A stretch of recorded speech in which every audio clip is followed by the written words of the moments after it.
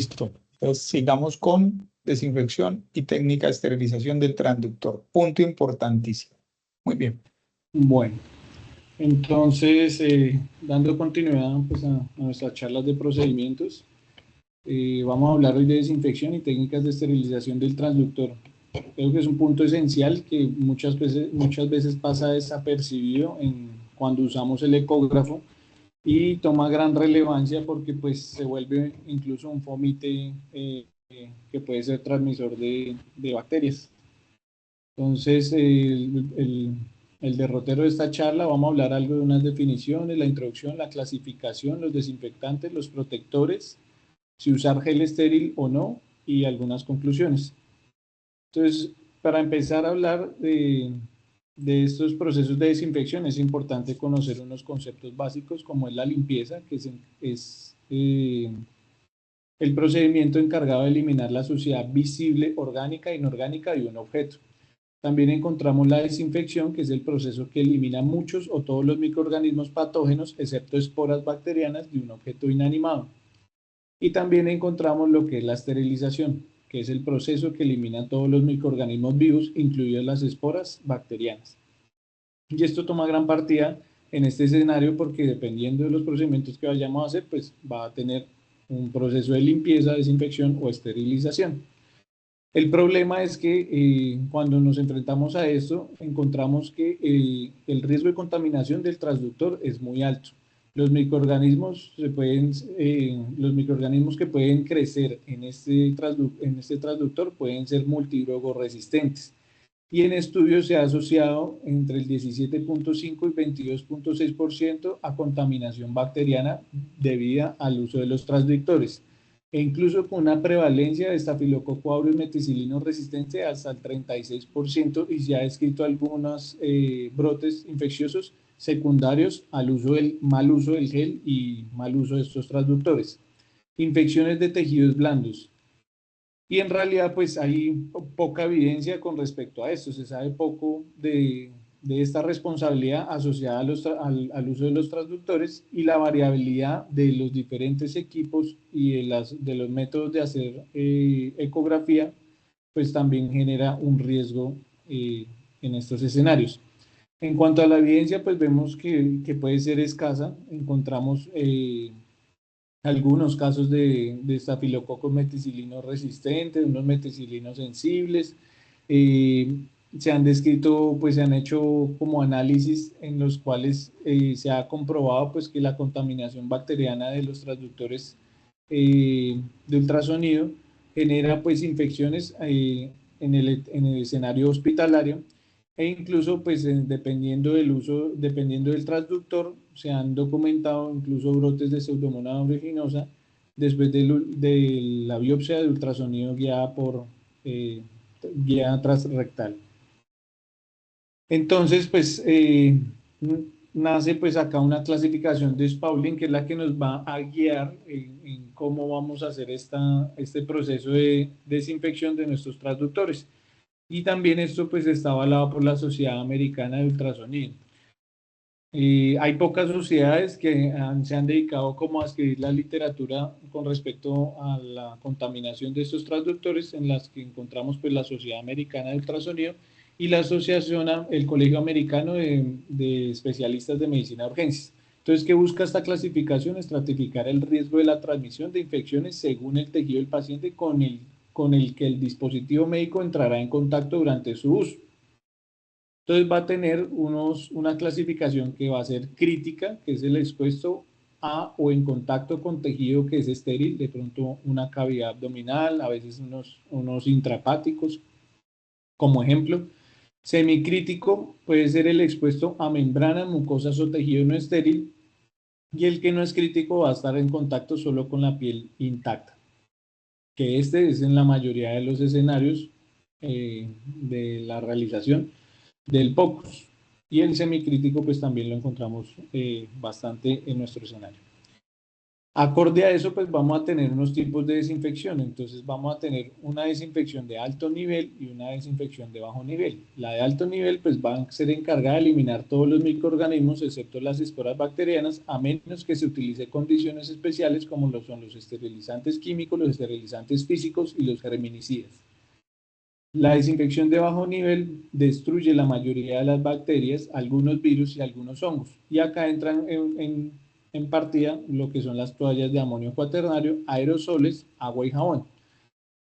Veamos acá un ejemplo de la clasificación de Spaulding con respecto a los exámenes que podemos realizar. Entonces, podemos ver en las diferentes clasificaciones crítica, semicrítica y no crítica el riesgo que tiene esta intervención de generar una infección. Entonces, el riesgo está acá crítico cuando se entra a un tejido estéril o un sistema vascular. Y si nos ponemos a ver cómo es la canalización de una arteria o de una vena, pues esto podría llegar a entrar dentro del rango crítico. Veamos que la biopsia hepática intraoperatoria lo hacen como un ejemplo también del POCUS, va a requerir un nivel de descontaminación que es bastante alto, como la esterilización en los escenarios de clasificación crítica. En los semicríticos, pues vamos a encontrar que puede estar en contacto con membranas mucosas y fluidos corporales. Y acá encontramos el ejemplo, pues lo que es una ecocardiografía transesofágica, un ultrasonido transvaginal y un ultrasonido intraoral, que va a requerir pues un nivel de desinfección alta. Y los no críticos que van a estar en contacto con la piel que está intacta. Entonces hacemos el ultrasonido transabdominal, el ultrasonido transtorácico, que va a requerir un nivel bajo de desinfección. Y acá encuentro un punto clave que es esencial para tenerlo en cuenta. Antes de cada desinfección se debe aplicar las técnicas de limpieza adecuada. ¿Sí? ¿Qué quiere decir esto? Antes de cada procedimiento que vayamos a hacer de esta desinfección, debemos eliminar cualquier residuo de gel o fluido corporal visible en el transductor. Y muchas veces nos encontramos que usamos el transductor, lo dejamos untado de gel y a duras penas pues lo limpiamos y pasamos con el nuevo paciente. Lo ideal en estos escenarios es hacer la limpieza y hacer la desinfección, ya sea dependiendo si es crítica, semicrítica o no crítica. Para remover los residuos de gel o residuos que sean visibles, podemos utilizar las toallas de papel, que lo hacemos en la práctica clínica, agua y jabón y detergente. Eso va a también depender de los diferentes equipos y las especificaciones de cada uno de ellos del fabricante. En cuanto a los desinfectantes y métodos de descontaminación, vamos a encontrar que hay unos tipos de desinfectantes que van a requerir también algunos niveles especiales de desinfección, como lo son los esterilizantes, que son el óxido de etileno, el peróxido de hidrógeno en gas y el ácido paracético. Estos principalmente van a requerir unos cuartos especiales con unas campanas extractoras por el riesgo de ser irritantes tanto al aire como en la piel y va a requerir elementos de protección personal, al igual que algunos de alto nivel como el glutaraldehído, el peróxido de hidrógeno en solución y el ortotalaldehído. Y vemos que los de bajo nivel son los que principalmente encontramos en el escenario clínico y que están a la mano, como son los compuestos de etanol, de alcohol isopropílico, los compuestos de clorina, los amonios cuaternarios y los fenoles. Acá podemos ver que las diferentes características de estos, como el glutaraldehído, el peróxido de hidrógeno, pues que son compuestos orgánicos e inorgánicos que pues tienen una alta actividad antimicrobiana. El ácido paracético pues es un compuesto orgánico que también tiene una alta actividad antimicrobiana, y vamos viendo cómo los compuestos de las clorinas, el hipoclorito y el ácido hipocloroso, pues también va a permitir pues un nivel de desinfección, al igual que los fenoles. Entonces, en este escenario de los desinfectantes es importante reconocer la clasificación del dispositivo. Si bien o mal la FDA no ha autorizado las toallas desinfectantes ni los aerosoles tópicos para la desinfección de alto nivel, Es una práctica que se sigue haciendo a veces de rutina sin saber de pronto este escenario que estamos conociendo el día de hoy. Todos los desinfectantes disponibles comercialmente para la desinfección de alto nivel requieren que el transductor se sumerja en una sustancia química. Y eso que va a incurrir, que también va a requerir tiempo, va a requerir un nivel de descontaminación, la compatibilidad de estos transductores, la duración de los procesos y el tiempo de desinfección. Algunos pueden durar entre 5 y 45 minutos en los críticos, ya sea sumergido en la sustancia química. Van a requerir necesidad de equipos de protección personal y de ventilación, riesgo de degradación incluso del transductor, riesgo de exposición tóxica para el personal y aumento de los costes de la instalación de estos equipos. Por ejemplo, podemos ver que la desinfección de alto nivel con glutaraldehído, peróxido de hidrógeno y ortaptalaldehído, pues usualmente no se utiliza en los escenarios que no son críticos, y podemos ver que esa duración en este escenario va a durar entre 5 y 45 minutos el proceso. Y algunos de esos agentes son tóxicos, requieren una sala independiente para su proceso, como ejemplo el glutaraldehído, que requiere un cuarto especial con una campana extractora con elementos de protección personal para poder hacer esa desinfección de alto nivel. El otro punto clave que debemos tener en cuenta acá, fuera de los componentes y los que usamos en que son para esterilizar los desinfectantes de alto nivel y los de bajo nivel, que los mencioné previamente, es que las cadenas de responsabilidad en este escenario deben ser claras, y la participación del personal hospitalario a tiempo completo para el mantenimiento, la limpieza y cuidados regulares son los mejores métodos para garantizar la calidad y la consistencia de estas desinfecciones.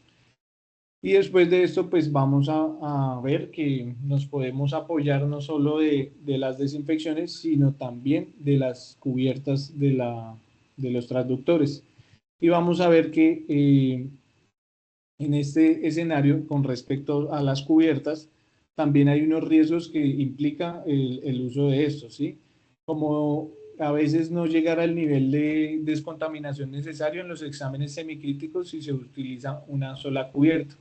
Los riesgos están en que puede haber una falla de la cubierta dependiendo del tipo de examen que estemos haciendo, y esto no garantiza la protección contra los fluidos corporales. Hay riesgo de perforación de esas membranas o esas cubiertas, y veamos que también describen el uso de los condones como membranas o como protectores de estos transductores.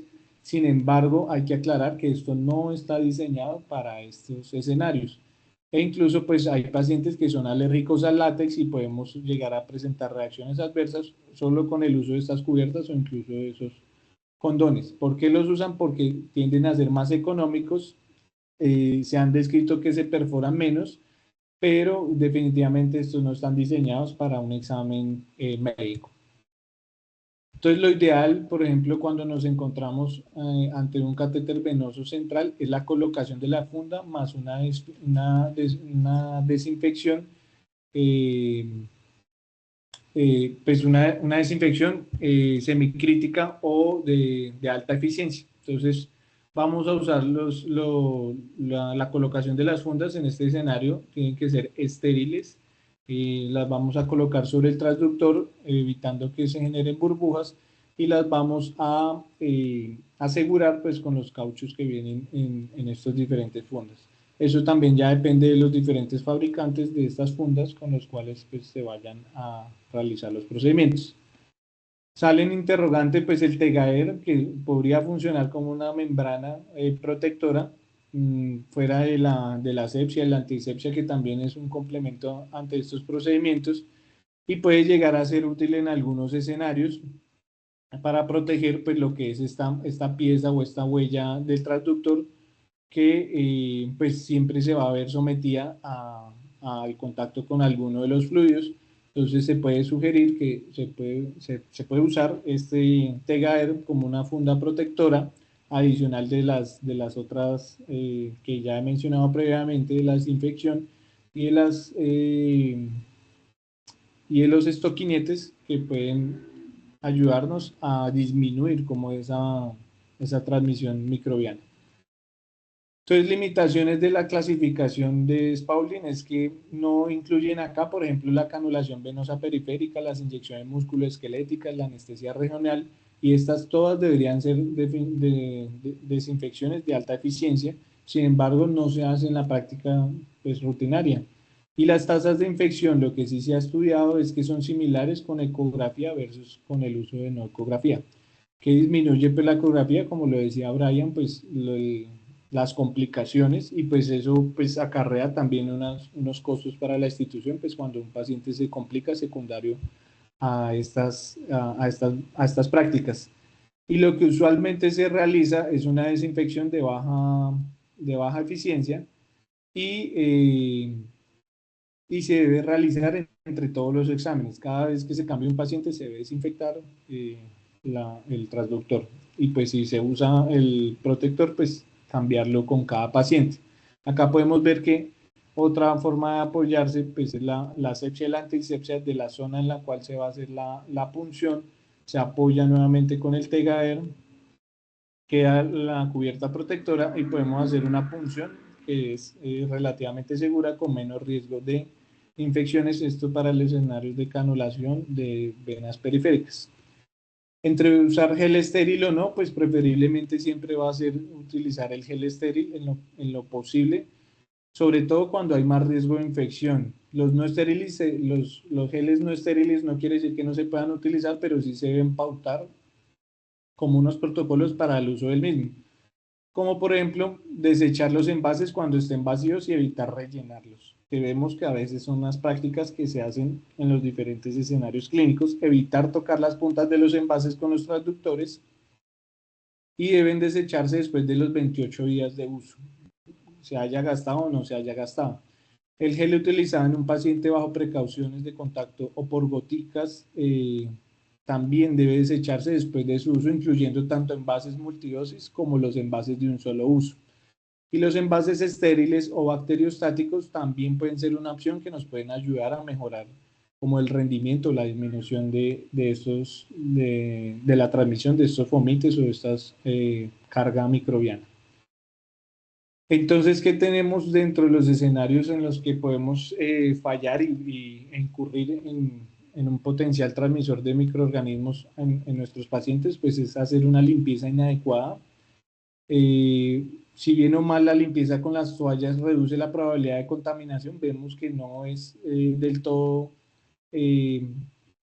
útil en los escenarios críticos que están en contacto con fluidos o cavidades estériles, y no asumir que no se requiere una barrera protectora. Eso es otro escenario. Siempre deberíamos asumir que se requiere una barrera protectora, y en caso de duda, siempre póngase en lugar del paciente, póngase en lugar de cómo usted quisiera que le hicieran un procedimiento de estos, ya sea si es invasivo o no invasivo, con la mejor técnica estéril, pues al fin y al cabo es la piel de uno y uno es el que está haciendo el examen, y pues nos hace esa recomendación como un punto de buena práctica clínica.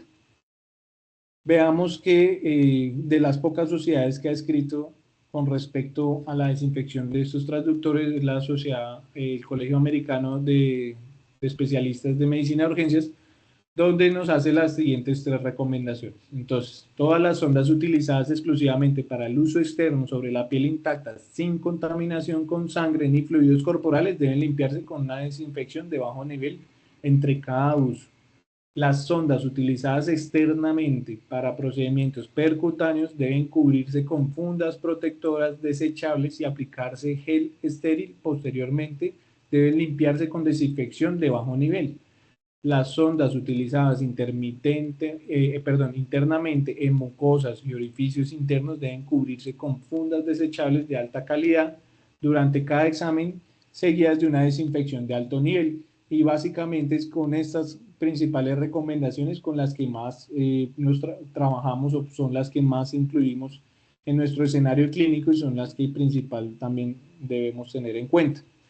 Los transductores utilizados durante los procedimientos percutáneos, ya sean accesos vasculares, toracentesis, paracentesis, artrocentesis, pericardiocentesis, punciones lumbares, anestesia regional y otros procedimientos, deben cubrirse con una funda estéril desechable. durante el procedimiento y luego limpiarse con desinfección de bajo nivel entre cada uso. ¿Y esto cómo lo integramos en la práctica clínica? Pues es fundamental la limpieza del equipo y que se convierta en una práctica habitual. Enseñarse cómo cualquier medida de control estándar en los escenarios clínicos es primordial. En los diferentes instituciones, pues cuando tenemos el apoyo del PROA, pues se debe consultar con respecto a eso, porque también podemos orientar la terapia de desinfección o la desinfección de estos dispositivos con base a las recomendaciones del PROA, que son pues, los comités de infecciones de cada institución clínica, asegurarse que sus procedimientos cumplan con los estándares de calidad, mantener el registro de limpieza del equipo de forma periódica para que pues disminuyamos esta carga bacteriana, y podemos ver como en resumen el proceso de lo que es la antisepsia o la desinfección de estos transductores. Entonces, si vamos a tener tres escenarios: los procedimientos con transductores externos, los procedimientos intervencionales percutáneos y los procedimientos con transductores que van dentro de cavidades. Entonces, para cada uno vamos a ver si, por ejemplo, para los procedimientos con transductores externos, vamos a ver si la piel está intacta. Si la piel está intacta, pues no requiere una cobertura y no requiere un gel estéril, y se puede hacer el procedimiento removiendo el gel residual y una desinfección de bajo nivel. A comparación de que si tenemos una piel que está intacta pero está contaminada, vamos a utilizar un protector de un solo uso y preferiblemente un gel estéril, y vamos a proceder a hacer una remoción del gel residual, ¿sí? Y una desinfección de una desinfección de bajo nivel para poder limpiar esos transductores. Y si la piel no está intacta, pues lo mismo, usar un cobertor de un solo uso, el gel estéril, y hacer el mismo procedimiento. Cuando hablamos de procedimientos percutáneos intervencionales, vamos a ver si hay la necesidad de biopsias o la necesidad de colocación de agujas o catéteres. En ambos escenarios en este escenario se sugiere el uso único de un protector estéril, gel estéril, y realizar el procedimiento pues también removiendo el gel residual y una limpieza de bajo nivel. Si la biopsia es percutánea, pues estamos entrando en algunas cavidades, se requiere una cobertura estéril, un gel estéril, y el procedimiento también va a ser una remoción del gel residual y una limpieza de un bajo nivel. Ahora, si ya vamos a procedimientos que son dentro de las cavidades, como lo son transductores que entran a la cavidad vaginal o rectal, o de uso intraoperatorio como el IBUS o incluso el transesofágico, se sugiere en el vaginal y el rectal un protector de un solo uso con un gel estéril o incluso bacteriostático. Se procede a remover el gel una vez realizado el procedimiento y una desinfección de alto nivel. Si es intraoperatorio, el uso del IBUS o el transesofágico, vamos a preferiblemente o indicada de la forma más correcta, es un procedimiento que tiene que ser totalmente estéril, con fundas estériles, con equipos de protección personal estéril, gel estéril, y en pues una vez se termine el procedimiento se va a realizar la remoción del gel residual y una desinfección de alto nivel. En cuanto a las conclusiones, pues es esencial que conozcamos los equipos con los que realizamos estos exámenes, también conocer las políticas intrahospitalarias de desinfección de acuerdo pues a los comités de infectología, recordar siempre limpiar los residuos macroscópicos antes de continuar con la descontaminación, y establezca procedimientos de limpieza y desinfección garantizando su cumplimiento para el uso correcto de estos dispositivos médicos. Y muchísimas gracias. Bueno, un tema muy interesante en el sentido que somos usualmente poco juiciosos en el cuidado de estos dispositivos o equipos, porque tenemos poca cultura en relación a esto en términos generales. Los que son más juiciosos en ese escenario son los que hacen procedimientos invasivos o mínimamente invasivos. Por ejemplo, los de ecografía transesofágica. Incluso en donde se hacen estos procedimientos, se tienen los tubos donde se insertan las sondas esofágicas o las poncheras donde se disponen con estos desinfectantes de alto nivel para poder hacer la inmersión del equipo. No lo hacen entre 5 y 45 minutos, sino que lo llevan al mínimo tiempo que el fabricante pone. Usualmente está entre los 5 y los 10 minutos y los hacen el tiempo para optimizar también la rotación de los equipos. Que es como lo que normalmente sucede en los servicios. Entonces, pero no es el estudio más frecuentemente realizado. Ustedes van a tener la oportunidad cuando estén haciendo la práctica en cirugía, que se tiene pues como la infraestructura para poder hacer esto y van a ser parte pues como del proceso de limpieza de estos equipos, porque toca hacer unas pruebas y cómo limpiarlos, etcétera, para tener la misma precaución. Ahora, que sí es muy importante y es muy bueno pues que podamos revisar este tipo de temas, es cómo volvernos juiciosos con las ondas, porque ustedes mismos sufren eso y lo ven y ven equipos cochinos, llenos de sangre, de secreciones, de gel, etcétera. Y ustedes así como se deben volver de juiciosos con las imágenes que sean perfectas, las adquisiciones, no sé qué, etcétera, de igual manera con los transductores y con los equipos. Así como ustedes entran y dejan al paciente organizadito cuando salen, el equipo también. Entran, lo limpian, salen, lo limpian. Y deben procurar con su equipo que esa misma cultura se haga. Y la limpieza, como vieron, deben ser, por eso en Imbanaco hay toallitas de esas Saniclean por todo lado, es en parte para los equipos también. De igual, pues para el equipo, porque teníamos solo uno. Eso hace parte pues como de la prevención de la diseminación de infecciones, porque es un equipo que pasa por todo lado, pues de paciente en paciente. Entonces ustedes tienen que ser promotores que este tipo de información como la que acaba de mostrar Carlos sea realmente adoptada a la práctica.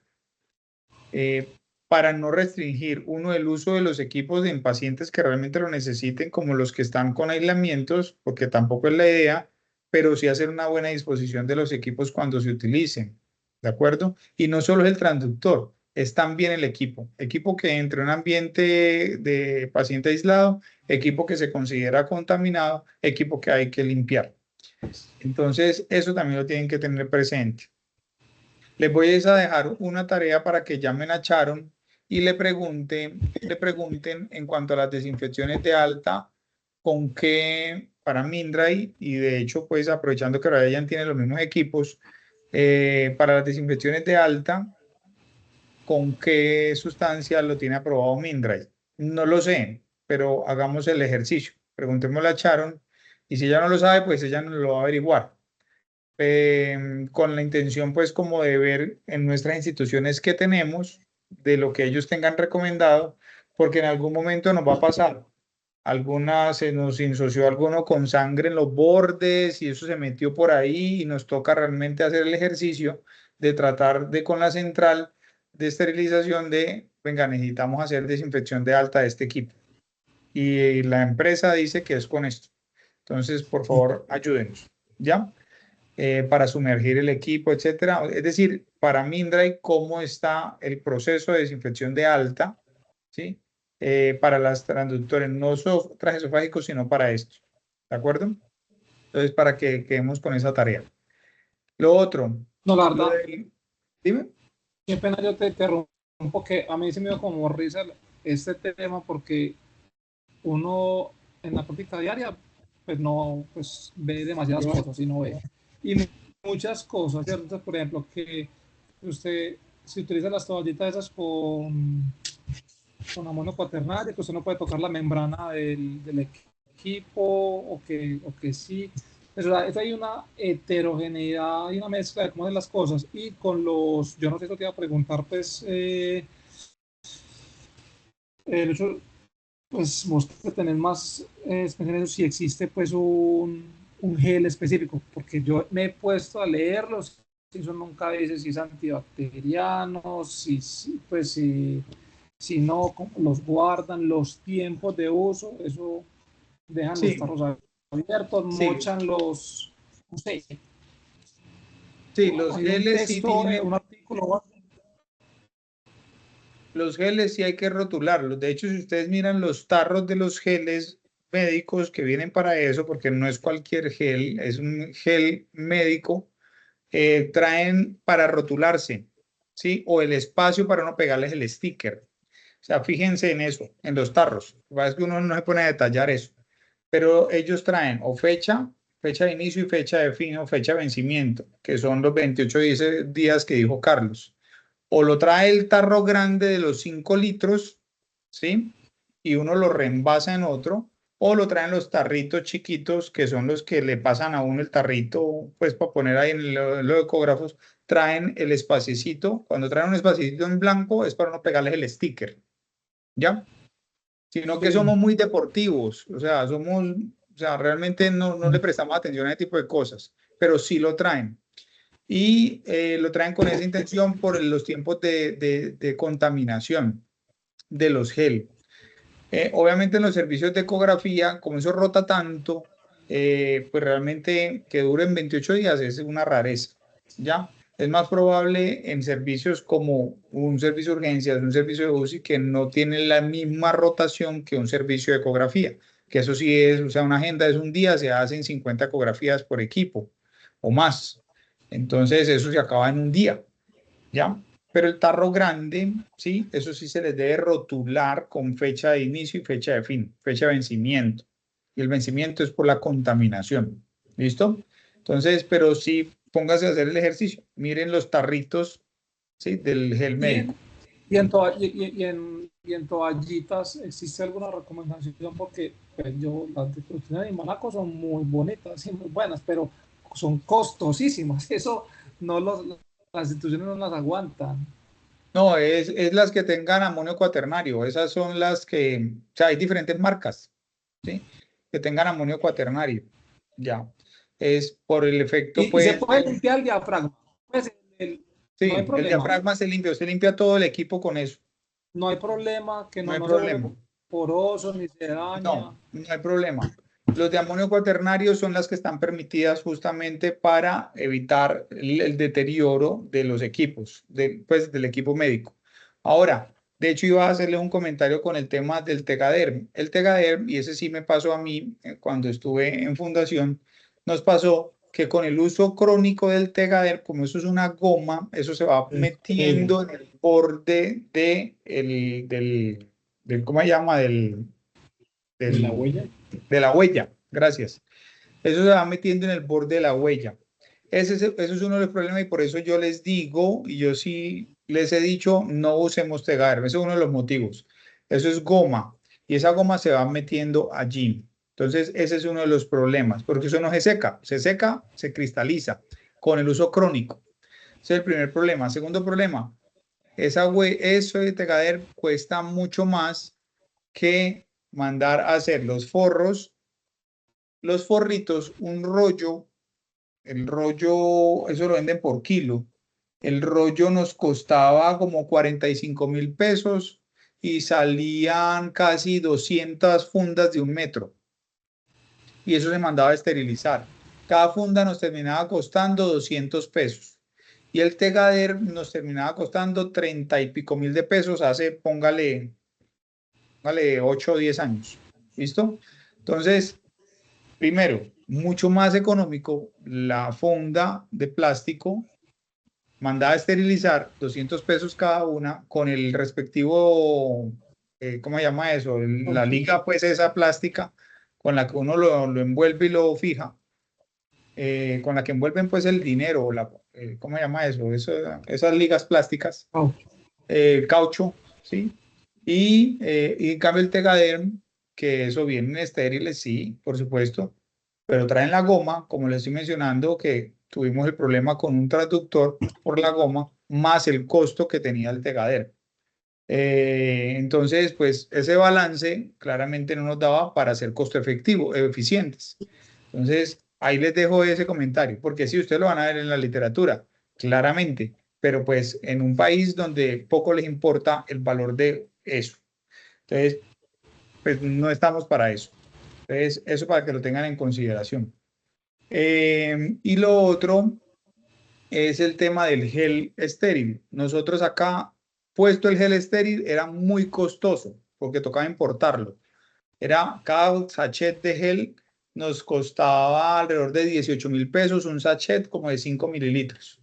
Entonces, por eso no encuentra uno fácilmente el gel estéril, sale muy caro. En cambio, si usted le echa o solución salina o, bueno, el mismo, con lo que estás limpiando el paciente, eh, era mucho más económico. Entonces, por eso no van a encontrar fácilmente gel estéril en sus servicios. Habrá alguno que de pronto le llegaron unas muestras y por ahí tendrán. Perfecto, lo usan. Pero realmente no es costo efectivo para nosotros importar gel estéril. Por eso no lo van a encontrar tan fácil. Hay preservativos que sí son preservativos de uso médico. Diferente del preservativo que estaba hablando Carlos, son preservativos, es ir a comprar a la tienda del Condón Today para utilizarlo para esto. No es de ese el preservativo que estoy hablando. Hay preservativos de uso médico. Estos, de hecho, no son lubricados. Son preservativos que son completamente secos, son mucho más grandes, son más resistentes, son diferentes. Son preservativos de uso médico. ¿Ya? Son unos diseñados para esto específicamente. De hecho, deben ser de látex. No me he puesto a mirar de qué son. Le voy a tomar una foto a uno de estos y se los muestro porque son una marca genérica que se vende para eso y son más caros incluso que los preservativos comerciales pues que se compran en farmacia, de los que les estoy mencionando. Son como a 750 pesos cada uno. Entonces, bueno, verán a eso. No sé ahorita cómo estén, pero esos son diseñados para uso médico. Entonces, eso también para que lo tengan presente por si los llegan a encontrar en algún momento en sus servicios. Y son estériles, porque también los otros preservativos no son estériles, obviamente son de limpieza profunda, pero no están con técnica de esterilización. Es decir, lo pueden llegar a ver para, por ejemplo, una inserción de un catéter central. Uno dice, venga, pero si revisamos y dicen que no, y este man, ¿por qué está utilizando un preservativo? Ojo, hay que revisar que si está usando es el preservativo de uso médico, que es estéril y es diferente. ¿Listo? Entonces, eso también para hacerles el comentario. Y bueno, no sé qué otra pregunta o comentario les quede sobre este tema. Entonces, son temas interesantes porque no es de conversación común o corriente todo el tiempo en este tema de ecografía, pero es de todos los días. O sea, esto es de lo que uno hace todo el tiempo, y no se discute usualmente alrededor de estos temas. Preguntas. No, Esas bolsitas o estoquinetas se mandan a hacer en esas vainas de plástico. Uno las manda a hacer a la medida que quiera, el largo que quiera, del grosor que quiera, y habla con su central de esterilización y se las esterilizan y se las mandan empacaditas. Y ya, a eso nos salían a nosotros en ese momento, a 200 pesos cada una. Entonces, era mucho más práctico mandarlas a hacer. Bueno, no sé qué otro comentario hay con eso. Entonces, revisemos el tema de buscar con Sharon para que nos dé ese datico, para tener eso a mano, porque muchas veces se nos van a contaminar con toda seguridad con material purulento, con sangre, secreciones, etcétera. Entonces, creo que sí debemos avanzar en ese tema, porque somos un poco descuidados en ese aspecto en algunas oportunidades. Y por como lo dijiste al final, póngase usted en esa camilla que sea el paciente usted. ¿Qué quisiera usted? ¿Sí? Bueno, no sí, de sé, acuerdo. preguntas o comentarios. No, quedó claro.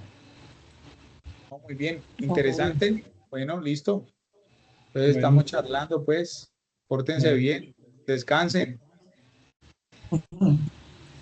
Bueno. Bueno. Bueno, muchas gracias.